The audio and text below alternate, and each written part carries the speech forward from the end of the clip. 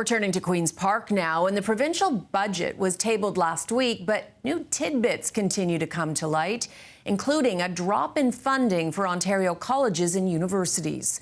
Mark McAllister is at Queen's Park, delving into how the government is justifying the cut.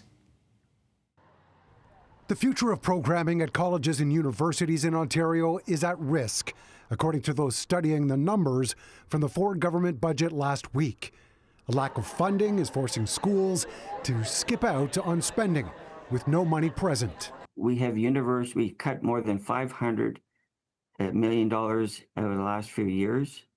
But we have 13 universities this past year with over $330 million in deficits.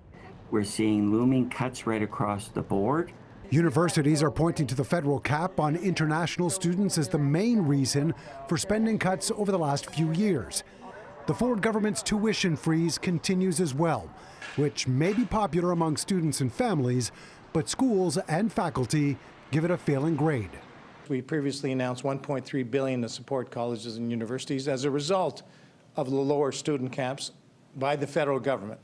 But we also just announced $750 million to increase STEM, science, technology, engineering, and math positions by some 20,500. So we're leaning into education in colleges and universities.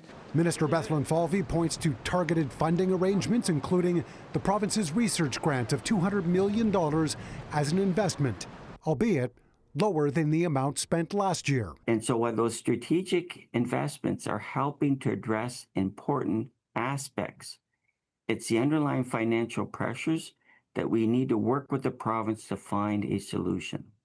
NDP critic Peggy Sattler said the budget does nothing to increase declining per-student funding and, quote, colleges and universities across the province are being forced to cut programs, spots, and jobs, and the government just lays out the red carpet for more cuts in the coming years. The province is set to undergo a funding formula review deferred from last year. The expectation is that it will be completed before next year's budget. But I know that we'll continue to be there with colleges and universities as we create the talent for tomorrow. Mark McAllister, City News.